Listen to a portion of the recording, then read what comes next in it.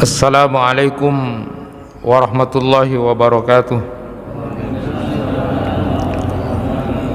Alhamdulillahi rabbil alamin, wa bihi nasta'inu ala umuri dunya waddin.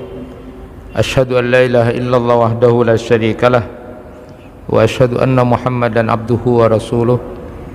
Allahumma salli wa sallim ala nabiyyina Muhammad wa ala alihi wa ashabihi ajma'in. Rabbi shrah li sadri wa yassir li amri wahlul 'uqdatam min lisani yafqahu qawli. Amma ba'd. Jemaah kuliah maghrib yang dirahmati Allah, kita akan melanjutkan kajian di kitab Al-Wabilus Shayyib, yang kali ini saya akan mengambil salah satu bab atau pasal yang beliau kupas, yaitu fi ahabbil kalami ilallahi azza wa jalla ba'dal Qur'an, ucapan-ucapan yang paling dicintai oleh Allah azza wa jalla setelah Al-Qur'an. Artinya nanti kita akan mengkaji apa saja ucapan-ucapan yang dicintai oleh Allah, disukai oleh Allah selain kita membaca Al-Quran atau setelah membaca Al-Quran. Karena kita maklumi bersama bahwa mungkin kita tidak bisa untuk membaca Al-Quran sehari penuh gitu ya, walaupun itu adalah hal yang utama, tetapi ada waktu-waktu proporsional yang harus kita lakukan. Ada juga waktu yang kita tidak sedang membaca Al-Quran. Maka bab ini membahas tentang apa ucapan-ucapan yang dicintai oleh Allah Subhanahu wa taala setelah bacaan Al-Qur'an itu. Jadi di riwayatnya Samurah bin Jundab itu disebutkan, qala Rasulullah sallallahu alaihi wasallam, ahabbul kalam ila Allah taala arba'un la yadurruka bi ayyihinna bada'ta, subhanallah walhamdulillah wa la ilaha illallah Allahu akbar. Jadi ucapan kalam yang dicintai oleh Allah azza wa jalla itu ada 4. Terserah mau memulai dari yang mana di antara yang 4 itu, yaitu subhanallah walhamdulillah wa la ilaha illallah Allahu akbar. Boleh juga pertama la ilaha illallah, subhanallah, Allahu akbar, boleh. Jadi silakan dari mana mulai, yang penting itu adalah kalimat yang sangat dicintai oleh Allah. Jadi di asar yang lain disebutkan afdalul kalam ba'dal Qur'an arba'un wa hunna minal Qur'an, subhanallah walhamdulillah wa la ilaha illallah Allahu akbar. Jemaah yang dirahmati Allah, tentu kita akhirnya paham bahwa bacaan ucapan yang sangat dicintai oleh Allah Subhanahu wa taala setelah Quran itu adalah 4 kalimat agung itu. Jadi kita akan bahas tentang 4 kalimat agung ini. Artinya di sela-sela kita zikiran, maka jangan pernah kemudian meninggalkan 4 kalimat agung ini, karena 4 kalimat agung ini adalah ucapan yang paling disukai dan dicintai Allah setelah Al-Quran. Nah, yang menarik bahwa 4 kalimat agung ini menjadi sesuatu yang sangat penting untuk sama-sama kita pahami nanti 1, 2, dan 3, dan 4 ini. Karena kalau sampai kita termasuk orang yang lalai, termasuk orang yang tidak memanfaatkan waktu dengan baik, itu adalah bagian dari penyesalan orang-orang yang sudah mati. Katanya Imam Hasan Al-Basri itu, orang mati itu menyesal dengan 3 hal. Yang pertama adalah menyesal karena hartanya tidak sampai dia kumpulkan dengan banyak. Ada yang menyesal model begitu. Yang kedua, ada orang yang menyesal ketika sudah mati karena cita-cita dan apa yang diharapkan tidak kesampaian karena sudah kadung mati duluan. Dan yang ketiga adalah orang yang menyesal ketika kemudian dia lalai selama hidupnya, ternyata ada banyak waktu yang dia sia-siakan termasuk diantaranya dia tidak berzikir kepada Allah saat dimana dia sebenarnya bisa untuk berzikir kepada Allah. Nah, saya sering menyampaikan apa yang disampaikan oleh para ulama itu tentang masalah penyesalan orang yang sudah meninggal ini. Disebutkan bahwa orang itu baru sadar bahwa dirinya sedang bermimpi saat dia sudah bangun dari tidur. Oh, ternyata saya bermimpi. Orang baru sadar bahwa dia sedang bermimpi ketika dia sudah bangun dari tidur. Dan orang baru menyesal telah menyia-nyiakan banyak waktu dalam hidupnya setelah dia mati. Jadi orang-orang yang dikubur itu digambarkan mereka ingin kembali ke dunia, ingin tidak sedikit pun menyia-nyiakan waktu, bahkan sedikit pun tidak akan pernah tidak berzikir pada Allah di saat selain melakukan aktivitas tertentu. Jadi selain sholat, selain baca Quran, maka dia tidak akan pernah lisannya waktunya disia-siakan untuk melakukan hal yang tidak bermanfaat.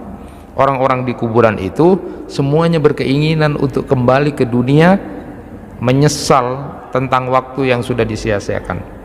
Sementara orang yang ada di dunia ini tidak banyak belajar kepada orang yang mati.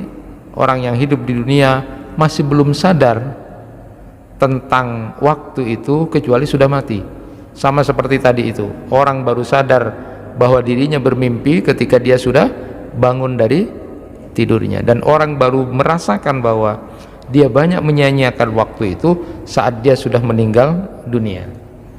Nah, oleh karena itu jamaah yang dirahmati Allah, penting untuk kita pahami bersama 4 kalimat agung ini sebagai zikiran kita di antara sekian banyak model atau macam zikiran yang tidak boleh lepas dari kita. Kita ingin mengetahui bahwa sebagaimana disebutkan oleh beliau Ibnu Qayyim Al-Jauzi, kalau seumpama ini dilihat satu persatu, sering juga pernah saya sampaikan, an-nadru ila kulli minhum mujarradan, seandainya kemudian ini 3 amalan ini dilihat satu persatu, maka tentu kedudukannya adalah yang paling utama adalah membaca Al-Quran, lalu kemudian zikir, lalu kemudian doa. Kalau dilihat satu persatu, jadi kalau mana yang lebih utama, baca Al-Quran, zikir, atau doa, maka disebutkan oleh beliau kalau dilihat secara satu persatu, maka membaca Al-Quran itu lebih utama daripada zikir, lalu kemudian zikir itu lebih utama daripada doa. Nah, tentu kita sama-sama mengetahui bahwa kenapa membaca Al-Quran itu menjadi sesuatu yang utama, karena memang di situ adalah kalam Allah, ya, yang tentu kalau kemudian dilihat dari apapun saja akan punya dampak dan efek yang luar biasa. Sampai ada ulama yang menyatakan begini, kalau kita sudah konsisten membaca Al-Quran, ya, kalau kita sudah konsisten membaca Al-Quran, maka nanti bacaan Al-Quran itu bisa menyentuh hatimu yang mungkin lagi keras atau kasar, atau mungkin punya persoalan besar, maka nanti Allah akan luluhkan dengan bacaan Al-Quran itu. Jangankan hati yang lunak ini, sebenarnya gunung saja, andaikan kemudian dibacakan Al-Quran itu bisa kemudian menjadi hancur, ya, menjadi luluh, apalagi hati. Maka orang yang konsisten membaca Al-Quran, nanti suatu saat ada ayat-ayat yang kemudian akan menyentuh dirinya pada saat dia punya masalah sedih, nanti Allah akan bangkitkan dari bacaan Al-Quran itu, lalu Allah tunjukkan nanti. Banyak kemudian ulama-ulama itu yang kemudian ketika punya masalah, ya Allah berikan petunjuk dari bacaan Al-Quran, dia lalu baca Al-Quran saja, dia buka saja Al-Quran sembarang lalu dia baca, lalu kemudian dia lihat terjemahnya, apakah ini jawaban terhadap masalahku, apakah ini jawaban Allah terhadap masalahku. Jadi Quran itu memang luar biasa, ya. Bahkan disebutkan dalam hadis itu yang merupakan salah satu di antara keutamaan kita baca Al-Quran itu, yuqalu li sahibil Quran iqra wartaqi warattil kama kunta turattilu fid dunya fa inna manzilaka inda akhiri ayatin taqra'uha. Dikatakan kepada pemilik Al-Quran, baik itu pembaca Al-Quran, penghafal Al-Quran, bacalah, naiklah, bacalah dengan pelan dan tartil seperti dulu kamu baca di dunia, karena tempatmu adalah pada ayat terakhir yang kamu baca. Itu hadis riwayat Abu Dawud. Maka ketika ada seorang alim yang mau meninggal dunia, beberapa keluarganya sudah menangisi dia. Lalu kemudian dia mengatakan, sudah, tidak usah nangis, sudah sabar nanti ya, karena alhamdulillah aku sudah membaca, menghatamkan Al-Quran selama hidupku 1000 kali. Jadi itu luar biasa. Nanti bapak dan ibu bisa cek seumur hidup ibu sampai malam ini sudah berapa kali hatam ya. Karena itu kedudukan nanti manzilnya di akhirat seperti itu. Jadi kedudukannya di akhirat itu seperti itu. Nanti ayo baca terus sebagaimana kamu baca Al-Quran di dunia, sampai naik sampai terakhir bacaan Al-Qurannya sampai di mana. Jadi seorang alim ini sampai 1000 kali hatam sudah selama hidupnya. Nah, disebutkan di situ jelas bahwa memang bacaan Al-Quran itu menjadi sesuatu yang sangat utama daripada zikir dan doa. Itu kalau dilihat secara sendiri-sendiri. Lalu kemudian disebutkan bahwa zikir yang nanti akan kita bahas, 4 kalimat agung itu, zikiran itu memang lebih utama daripada doa. Kenapa zikir lebih utama daripada doa? Li'anna dzikra sana'un 'alallahi azza wa jalla bijamilin awsafihi wa'alati wa asma'ihi wa du'a su'alul abdi hajatihi. Karena zikir itu isinya adalah pujian-pujian kepada Allah, menyebut sifat-sifatnya yang indah, nikmat-nikmatnya dan nama-namanya. Sedangkan doa itu adalah permintaan seorang hamba terhadap kebutuhannya. Maka tentu keduanya berbeda. Jadi zikir itu lebih utama daripada doa. Sehingga disebutkan, man syagalahu dzikri am mas'alati a'taituhu afdalu ma u'tiyas sa'ilin. Barang siapa yang disibukkan oleh zikir kepada Allah sehingga tidak sempat berdoa kepadaku, niscaya aku memberinya sebaik-baik permintaan orang yang berdoa. Jadi kalau bapak dan ibu tidak sempat untuk berdoa kepada Allah karena disibukkan oleh zikir, maka nanti Allah akan memberikan hajat kita tanpa diminta oleh Allah, bahkan akan diberikan sebaik-baik pemberian, jauh melebihi orang yang meminta. Karena memang zikir itu lebih utama daripada doa. Nah, tetapi yang perlu kita ketahui bahwa orang yang berdoa itu juga punya nilai ya. Karena ini kalau dilihat satu persatu, tapi kalau dilihat secara umum, bahwa disebutkan oleh beliau bahwa 3 macam amal ini juga punya manfaat dan ada makomnya masing-masing. Disebutkan oleh beliau, lakin likulli maqamin maqalun mata fata maqaluhu fihi wa udila anhu ila ghairihi ihtallat al hikmah wa fatat al maslahah al matlubah minhu. Namun setiap tempat itu ada ucapan yang sesuai dengannya. Ketika ucapan yang sesuai di tempat itu diabaikan dan digantikan dengan ucapan yang lain, akan rusaklah hikmah dan hilanglah kemaslahatan yang dikehendaki dari Allah. Artinya 3 amalan ini tetap harus kita lakukan.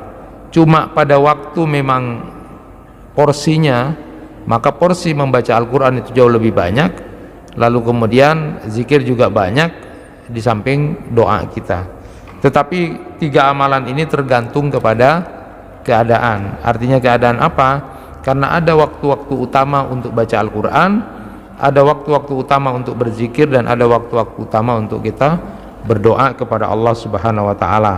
Sebagaimana kita maklumi, misalnya contoh waktu ruku dan sujud itu, walaupun ruku dan sujud, maka yang utama adalah berzikir kepada Allah. Tidak mungkin dalam posisi ruku dan sujud lalu baca Al-Quran, walaupun baca Al-Quran itu lebih utama. Jadi ada tempatnya, ada waktunya, yang masing-masing kalau dilihat kesemuanya harus sama-sama dilakukan oleh kita sendiri. Termasuk diantaranya adalah berdoa ya, walaupun berdoa pada tingkatan 3 amal ini paling rendah, tetapi juga disampaikan bahwa Allah senang terhadap hambanya yang selalu meminta, memohon kepada Allah. Imam Syafi'i sampai menyatakan begini, Allahu yaghdab in tarakta su'alahu wa bani adam hina yus'al yaghdab. Ini menjadi sesuatu yang menarik. Allah itu marah kalau hambanya kemudian meninggalkan doa. Jadi dia sombong, tidak memohon kepada Allah. Bukti bahwa kita seorang hamba itu ya berdoa pada Allah. Jadi Allah marah kepada seorang hamba yang tidak pernah meminta. Ada kesombongan, biarkan aja itu. Tetapi menarik beliau sampaikan, wa bani adam hina yus'al yaghdab. Beda memang dengan manusia. Kalau manusia itu kalau diminta itu marah itu. Jadi terbalik ya. Kalau Allah itu kalau ndak minta itu Allah marah sama hamba itu. Tetapi kalau manusia terbalik ya. Kalau diminta marah. Lah cuma minta apa? Jadi itu bedanya Allah dengan makhluknya. Nah, oleh karena itu maka bagian dari penghambaan kita kepada Allah ya tetap berdoa kepada Allah Subhanahu wa taala, karena kita menunjukkan bahwa kita adalah seorang hamba Allah. Nah, jamaah yang dirahmati Allah, saya ingin menyampaikan dulu betapa luar biasanya keutamaan 4 kalimat agung ini. Kita dalami dulu, perhatikan, kita ilmui, sehingga tidak hanya sekedar tahu bahwa oh subhanallah alhamdulillah wala ilaha illallah akbar, sudah. Tidak begitu. Kita ilmui supaya kita lebih dalam, lebih paham, lalu kemudian tidak meninggalkan 4 kalimat agung itu dalam keseharian kita untuk berzikir pada Allah Subhanahu wa taala. Yang pertama sebagaimana yang sampaikan tadi bahwa 4 kalimat agung itu yaitu subhanallah walhamdulillah wala ilaha illallah allahu akbar, itu adalah perkataan yang paling dicintai oleh Allah Subhanahu wa taala. Ahabbul kalam ilallahi taala arba'un, subhanallah walhamdulillah wala ilaha illallah allahu akbar, la yadurruka bi ayyihinna bada'ta, rawahu Muslim. Jadi kalimat yang paling dicintai, disukai oleh Allah itu adalah 4 kalimat ini. Subhanallah, alhamdulillah, wala ilaha illallah, Allahu akbar. Kita pahami dulu, oh ternyata 4 kalimat ini adalah kalimat yang paling disukai, disenangi, dicintai oleh Allah Subhanahu wa taala. Maka sama dengan bapak dan ibu, kalimat apa yang paling disenangi oleh istrinya bapak-bapak ini?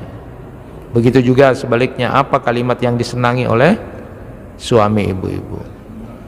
Kalau ingin dicintai maka ikuti apa yang disenangi oleh suaminya atau istrinya.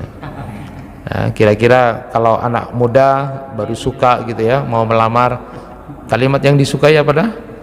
Aku sayang, aku sangat rindu sama kamu, senang itu. Nah, kalimat yang paling disenangi, disukai oleh Allah adalah 4 kalimat ini. Jadi jangan pernah kemudian kita hilangkan. Kita ingat, ini adalah kalimat yang paling disenangi. Kira-kira kalau ibu-ibu jamaah Nur Muhammad ini yang disukai oleh ibu-ibu apa bapak-bapak? Kalimat apa? Kalimat apa? Sayang atau kalimat mah? Ya, engkau oleh ya. Pisit. Ya pokoknya kalimat-kalimat yang disenangi gitu ya.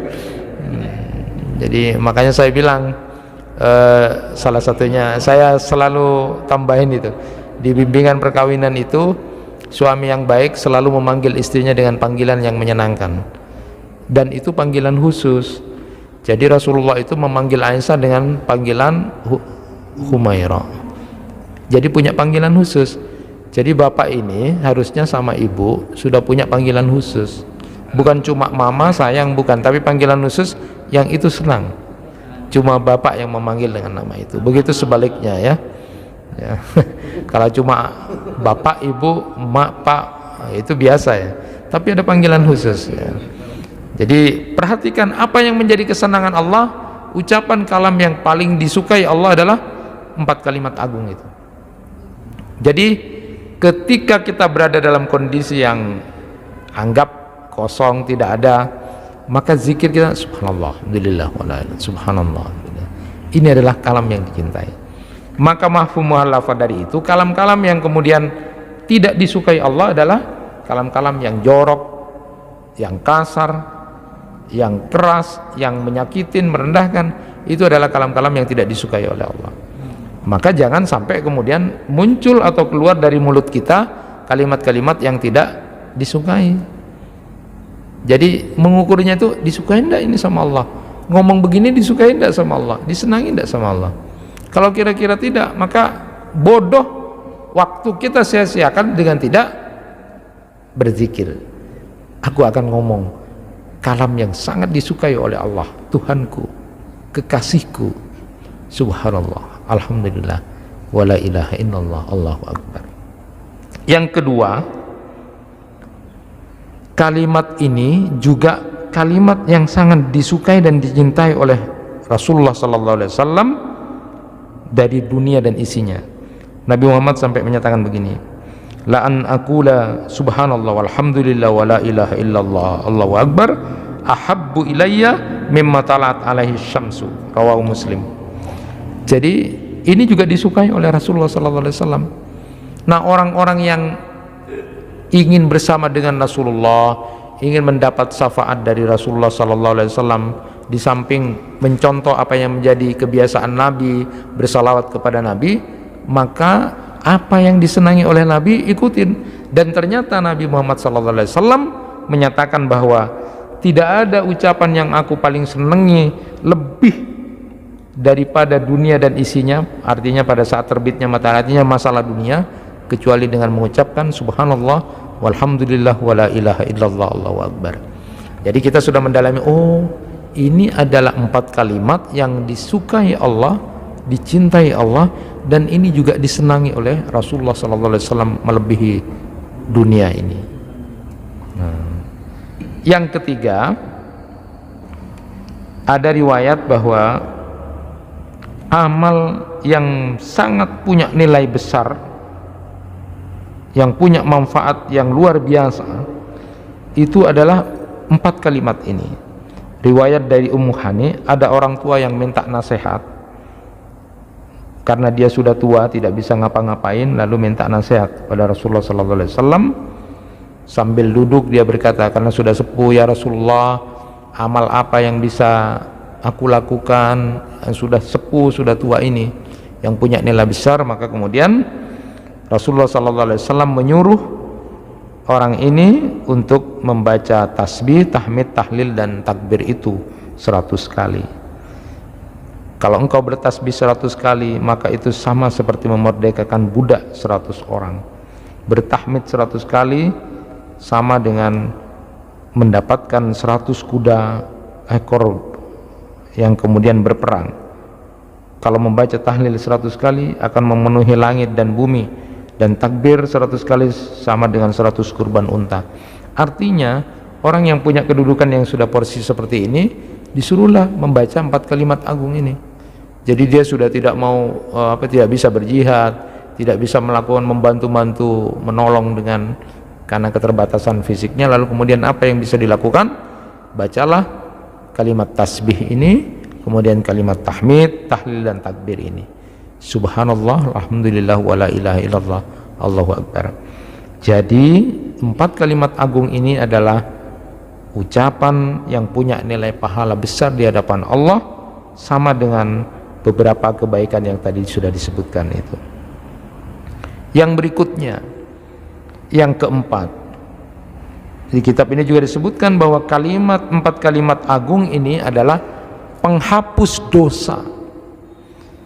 Walaupun dosanya seperti buih di lautan, itu dengan membaca kalimat yang disukai disenangi Allah ini adalah akan dihapus dosanya. Riwayat dari Abdullah bin Amr bin As, ma'alal ardi ahadun yaqulu la ilaha illallah wallahu akbar wala haula wala quwata illa billah illa kuffirat anhu khatayahu walau kanat mithla zabadil bahri. Jadi seseorang yang kemudian membaca la ilaha illallah Allahu akbar wala haula wala quwata illa billah, maka dia akan diampuni dosa-dosanya walaupun sebanyak buih di lautan. Artinya 4 kalimat agung ini, 2 diantaranya akan bisa menghapus dosa-dosa sebanyak apapun. Jadi kalau kemudian kita tidak mengucapkan kalimat subhanallah walhamdulillah wala ilaha illallah Allahu akbar, dibandingkan kita gibahin orang, misoi orang, merendahkan orang, menyakitin orang, maka jauh lebih penting kemudian lisan kita gunakan untuk membaca itu. Saya berulang-ulang sampaikan, dan mudah-mudahan ini menjadi amal saya. Setiap ibu bapak antri di mana saja, termasuk di traffic light itu, pada saat lampu merah itu biasanya kan keburu-buru, apalagi 45 masih lama kan, 45 detik. Daripada kemudian ibu bapak kemudian ngegas tidak ada gunanya juga, atau kemudian lihat-lihat segala macam tidak sabar, lihat aja itu 44, 43, 42 sambil subhanallah wa bihamdi subhanallahil adzim subhanallah wa bihamdi. Itu luar biasa. Ini sederhana, tapi 1 menit antara satu orang dengan orang yang lain itu bisa berbeda nilainya di hadapan Allah seperti langit dan bumi.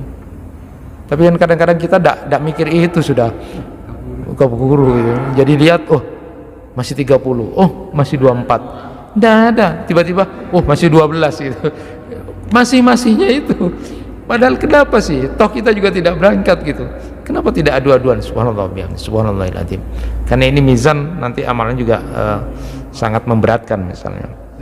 Nah, jadi diamalkan. Jadi amal-amalan ini sederhana sebenarnya. Cuma tinggal mau mengamalkan atau tidak. Sederhana.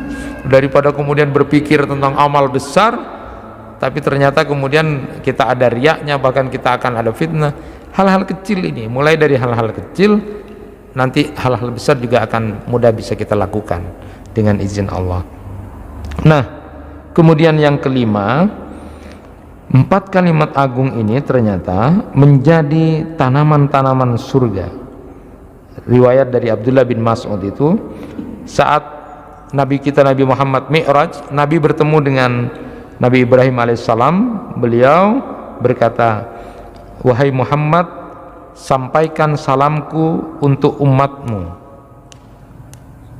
dan beritahu bahwa surga itu baik, subur, dan airnya segar. Tanah surga itu rata dan tidak memiliki pepohonan. Sesungguhnya tanaman-tanaman surga itu adalah subhanallah walhamdulillah wala ilaha illallah Allahu akbar.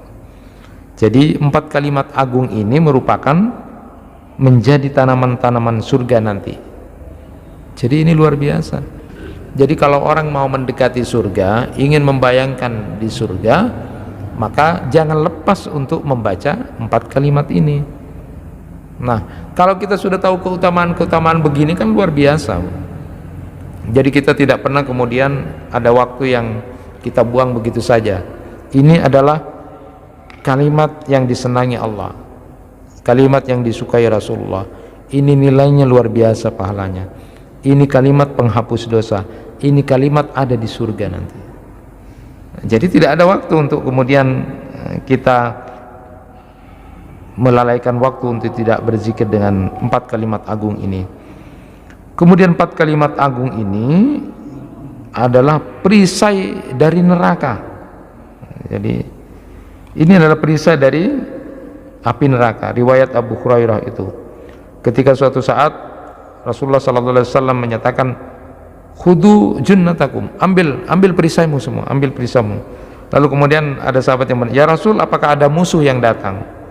Lalu kemudian Nabi menyatakan, la walakin junnatakum minan nar, kulu subhanallah walhamdulillah wala ilaha illallah Allahu akbar, fa innahunna ya'tina yaumal qiyamah mujanniyat wa mu'aqibat wa kunna al-baqiyatus shalihat.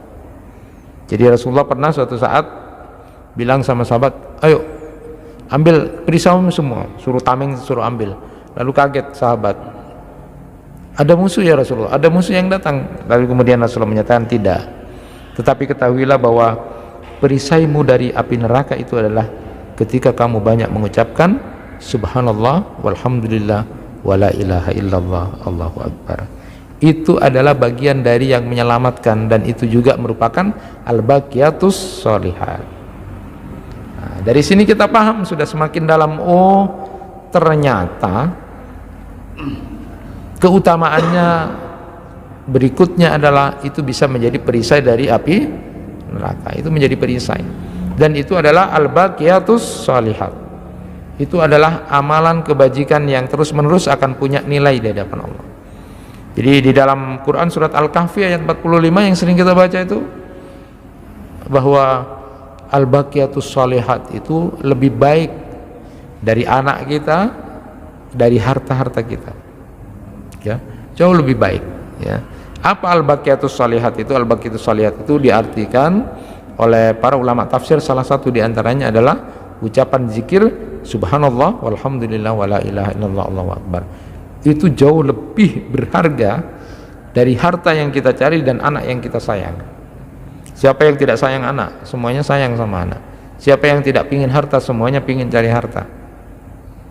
Tetapi jauh lebih dari itu semua adalah al-baqiyatus sholihat. Yang masuk dalam al-baqiyatus sholihat, amalan yang abadi itu, amalan yang terus menerus dilakukan, jauh lebih baik dari anak yang kita cintai, dan harta yang kita cari adalah zikir kalimat 4 ini, subhanallah walhamdulillah wala ilaha illallah Allahu akbar. Itu jauh lebih baik di hadapan Allah subhanahu wa ta'ala. Nah, kemudian yang berikutnya adalah kalimat ini bersandar di sekeliling arsy Allah. Luar biasa lah. Jadi kalau tadi ada di surga, ternyata juga kalimat-kalimat ini bersandar di arsy Allah.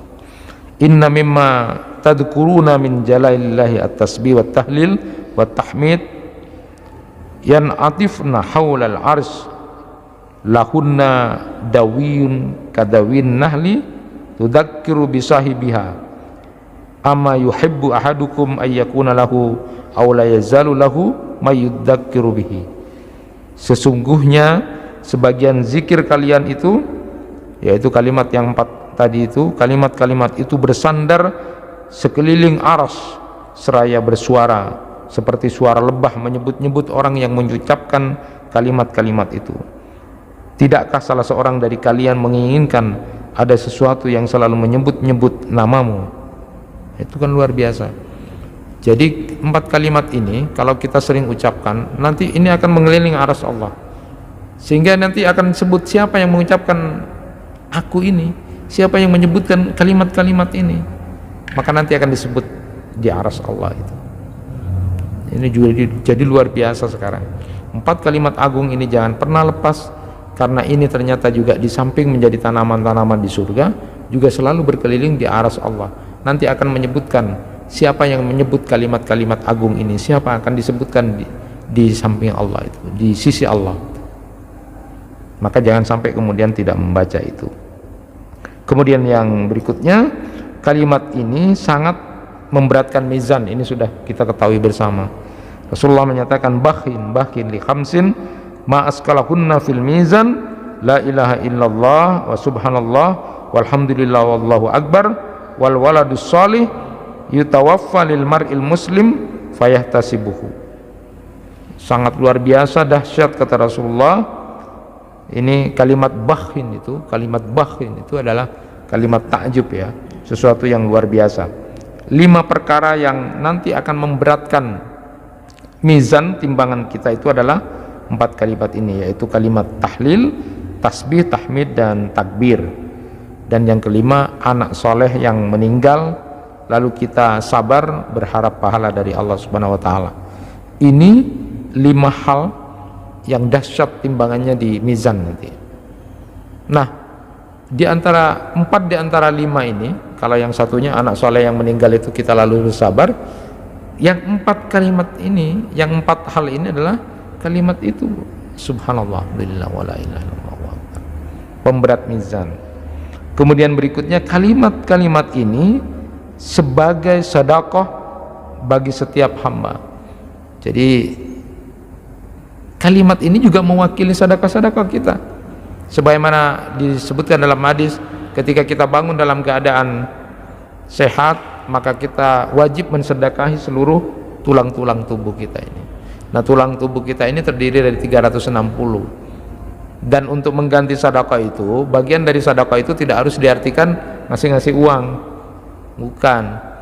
Tapi kita baca tasbih itu sedekah, baca tahmid itu sedekah, baca tahlil itu sedekah, baca takbir itu sedekah. Jadi jangan lepas untuk membaca ini. Kemudian yang terakhir, kalimat-kalimat ini, 4 kalimat agung ini pengganti Al-Quran bagi yang tidak mampu untuk mempelajari Al-Quran. Nah, ini juga menjadi menarik ya. Riwayat Abu Aufa, seorang laki-laki datang kepada Nabi SAW, ya Rasul, aku tidak mampu mempelajari Al-Quran, maka ajari aku sesuatu dari Al-Quran yang cukup bagiku. Maka Nabi SAW bersabda, kul subhanallah walhamdulillah wala ilaha illallah allahu akbar wala haula wala quwata illa billah. Dijawab, ini untuk Allah. Lalu untukku apa? Lalu kemudian Nabi bersabda, qur rabbighfirli warhamni wahdini wa'afini warzuqni. Berdoalah, ampuni aku, kasihani aku, beri petunjuk, selamatkan dan beri rezeki. Lalu Nabi SAW bersabda, laqad mala'a yadayhi khaira. Sungguh orang ini telah memenuhi kedua tangannya dengan kebaikan. Bagi yang memang tidak mampu. Bapak dan Ibu, saya ingin jelaskan satu persatu sedikit. Subhanallah. Kenapa kemudian 4 kalimat agung ini menjadi luar biasa? Kita bahas satu persatu. Nanti kita singkat saja. Subhanallah itu adalah kalimat tasbih, tanzih, pensucian. Makna tasbih itu adalah menjauhkan Allah dari sifat keburukan, kekurangan dan sifat yang tidak layak bagi Allah Subhanahu wa taala. Dan kalimat tasbih ini disebutkan dalam Al-Qur'an 80 kali dalam berbagai bentuknya. Misalnya disebutkan, ya ayyuhalladzina amanu dzkurullaha dzikran katsira wasabbihu bukratan wa asila. Jadi bertasbihlah, banyak di dalam ayat Al-Qur'an bertasbihlah. Jadi itu adalah menunjukkan Allah itu tidak ada sifat keburukan dari Allah, kekurangan Allah. Allah itu sempurna, tidak ada sesuatu yang cacat, tidak ada sesuatu yang aib. Maka perbanyaklah tasbih ini. Jadi jangan pernah kita mengucapkan sesuatu yang kemudian menyakiti Allah. Jangan mengucapkan sesuatu yang menyakiti Allah. Kok begini ya? Subhanallah, subhanallah. Jangan seperti itu. Nah, sudah disebutkan kalimat tasbih itu ringan di lisan tapi berat di mizan. Kalimatani habibatani ila rahman hafifatani ala lisan sakilatani fil mizan subhanallah wa bihamdi subhanallahil azim. Jadi ringan di lisan tapi berat nanti di mizan. Kalimat tasbih ini ditanam satu pohon kurma di surga, akan diampuni kalau kita kemudian dalam majlis pun ini selesai dalam majlis kebaikan itu membaca yang kita sebut dengan kafaratul majlis.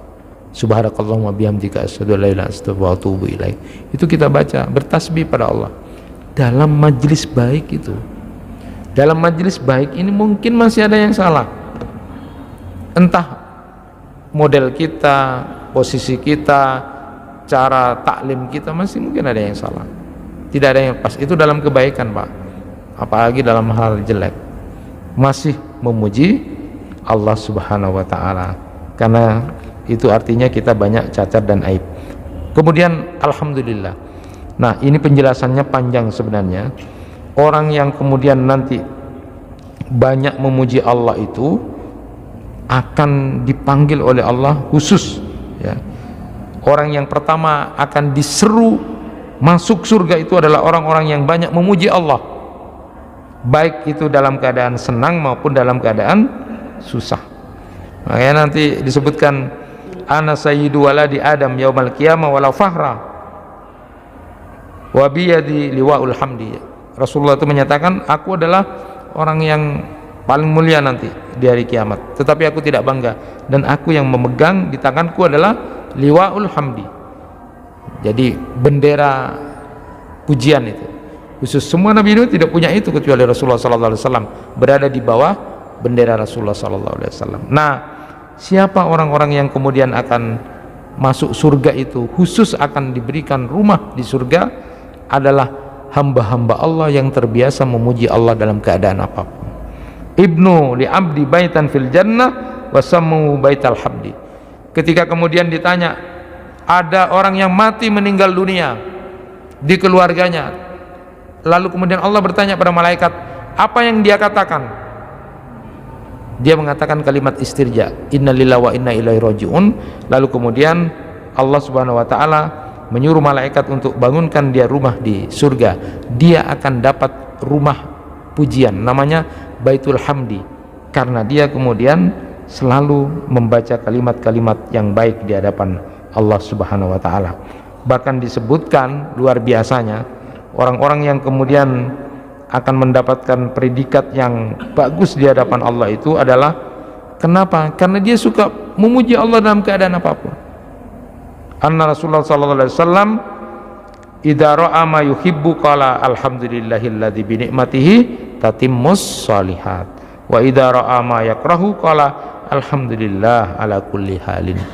Ini hadis bisa dipakai dan ini merupakan zikir kita bahwa sesungguhnya Rasulullah sallallahu alaihi wasallam jika melihat ada sesuatu yang disukai maka beliau mengucapkan alhamdulillahilladzi bi ni'matihi tatimmus shalihat. Dan apabila kemudian beliau melihat sesuatu yang tidak disukai maka beliau menyatakan alhamdulillah ala kulli halin. Artinya orang yang terbiasa membaca tahmid kepada Allah dalam keadaan senang, bahkan dalam keadaan susah, masih saja mengucapkan kalimat alhamdulillah, maka dia orang nanti akan dibangunkan surga yang namanya Baitul Hamdi, rumah di surga yang namanya Baitul Hamdi. Kenapa? Karena dia suka memuji Allah dalam keadaan apapun. Jadi tidak ada yang jelek, tidak ada yang jelek. Buat dia itu ridhonya pada Allah kuat, sehingga apapun dia katakan kalau itu nikmat, kalau itu bagus, alhamdulillahilladzi bi ni'matihi tatimmus shalihat. Namun ketika kemudian kurang baik, tidak senang, tidak menyenangkan, tetap menyatakan alhamdulillah ala kulli halin. Ini luar biasanya orang yang biasa membaca tahmid, maka dia akan dibangunkan rumah di surga yang namanya Baitul Hamdi itu. Kemudian la ilaha illallah, sudah kita ketahui bersama bahwa kalimat la ilaha illallah ini adalah kalimat tauhid. Para nabi dan rasul berdakwah untuk kalimat ini ya. Kemudian kalimat ini adalah kalimat penentu akhir hidup kita. Kalimat ini disebut juga al-qaulus sabit, al-qaulus sabit, juga disebut dengan al-urwatul wusqa, tali yang kokoh. Jadi ini adalah penentu. Jadi hampir kemudian disebutkan bahwa kalimat tahlil la ilaha illallah ini bisa mengalahkan dosa-dosa yang kita lakukan. Dalam satu riwayat disebutkan nanti seorang hamba di catatannya ada punya 99 catatan. Ditanya, ada yang kamu ingkari dari 99 ini? Orang itu menyatakan, enggak ya Allah, benar semua. Itu catatan kamu selama hidup di dunia, 99 kartu itu, 99 bitoko itu. Tanya sama Allah, ada yang kamu klaim itu bukan pekerjaan saya tidak melakukan ini. Tapi ternyata hamba itu mengatakan semuanya benar. Dia sudah takut Pak, karena dosanya banyak gitu. Tapi kemudian satu kartu yang menyelamatkan itu adalah kalimat asyhadu an la ilaha illallah wa asyhadu anna muhammadar rasulullah. Kalimat la ilaha illallah itu ketika kemudian ditimbang ternyata bisa mengalahkan 99 catatan itu. Jadi jangan pernah kemudian tidak membaca kalimat tahlil la ilaha illallah itu, karena ini adalah penentu hidup kita juga. Bahkan disebutkan dalam hadis, siapa yang mati mengakhiri hidupnya dengan kalimat la ilaha illallah maka dia masuk surga. Jadi ini pentingnya kenapa akhirnya 4 kalimat agung itu menjadi sesuatu yang luar biasa. Dan yang terakhir adalah kalimat Allahu Akbar. Jadi kalimat membesarkan Allah ini luar biasa. Ini menunjukkan kita adalah seorang hamba, maka tidak boleh ada kesombongan apapun, kelebihan-kelebihan apapun yang kita miliki, semua itu adalah nikmat dari Allah. Kita ini adalah hamba, maka sering-seringlah bertakbir Allahu Akbar, Allahu Akbar. Maka kalimat-kalimat ini selalu dibaca. Salat baca takbir, azan takbir, manasik haji dan umrah, haji itu semuanya hampir banyak kalimat-kalimat takbir menunjukkan kita seorang hamba. Salat istiqah, kemudian salat Idul Fitri, Idul Adha, takbir, takbir terus. Itu menunjukkan bahwa kita ini adalah hamba, orang yang lemah, tidak punya kekuatan daya apapun. Maka ada ulama yang menyatakan ini supaya enggak salah mengucapkan takbir. Sedikit-sedikit takbir, takbir itu dibuat mainan, jangan. Betul-betul ketika kita mengucapkan itu dengan kalimat yang sungguh-sungguh. La taqul Allahu akbar in kana fi qalbika syai'un akbaru min Allah. Jangan pernah kamu mengatakan Allahu akbar kalau di hatimu masih ada yang lebih besar dari Allah. Kalau kekuasaan masih jauh lebih kamu inginkan, jabatan, harta, sesuatu yang kamu inginkan jauh lebih daripada Allah, maka jangan pernah kamu bertakbir sampai segitunya.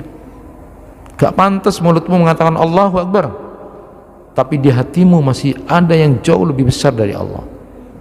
Kamu ingin punya kekuasaan, kamu punya jabatan, itu segala-galanya buat kamu. Menginginkan wanita, menginginkan laki-laki, menginginkan segala macam, masih ada yang jauh lebih besar dari Allah. Jangan pernah mengatakan begitu, karena Allahu akbar itu besar. Maka disebutkan warabbaka fakabbir, dan terhadap Tuhanmu maka besarkan Allah. Sungguh-sungguh besarkan. Ketika kita bertakbir, kita menghambakan hamba. Gimana hamba? Tidak ada, lemah, tidak punya kekuatan apa-apa. Bisa, dan Bapak Ibu bayangkan posisi kita saja di dunia ini. Bumi yang kita hidup sekarang itu kecil di alam semesta, kecil. Banyak yang lainnya di alam semesta. Terus kita di dunia ini apa nilainya? Bumi saja kecil, yang kita di bumi itu, lalu kemudian dengan planet-planet yang lain alam semesta, bumi itu kecil, apalagi kita. Kok bisa mau jadi orang sombong itu hanya gara-gara hal-hal? Tidak ada. Makanya sering-seringlah bertakbir. Itulah keutamaan 4 kalimat agung ini yang harus sering kita baca, karena ternyata luar biasa manfaatnya, luar biasa keutamaannya, dan merugi orang-orang yang kemudian dalam kesehariannya kok tidak sempat mengatakan kalimat-kalimat thayyibah, subhanallah walhamdulillah wala ilaha illallah Allahu akbar ini. Padahal tadi sudah dijelaskan itu sangat disukai, disenangi Allah. Rasulullah pun senang. Itu merupakan kalimat amal yang utama, lalu kemudian menjadi tanam akan mengelilingi ars dan sebagainya dan sebagainya. Maka merugilah orang yang meninggalkan 4 kalimat agung ini. Mudah-mudahan kita termasuk hamba-hamba Allah yang nanti di catatan Allah termasuk orang-orang yang senang untuk membaca zikiran subhanallah walhamdulillah wala ilaha illallah Allahu akbar ini dalam kehidupan keseharian.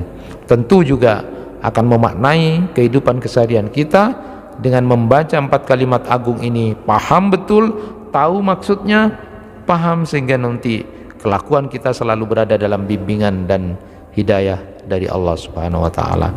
Itu yang bisa disampaikan, kurang lebihnya mohon maaf. Subhanakallahumma wa bihamdika asyhadu an la ilaha illa anta astaghfiruka wa atubu ilaik. Wassalamualaikum warahmatullahi wabarakatuh.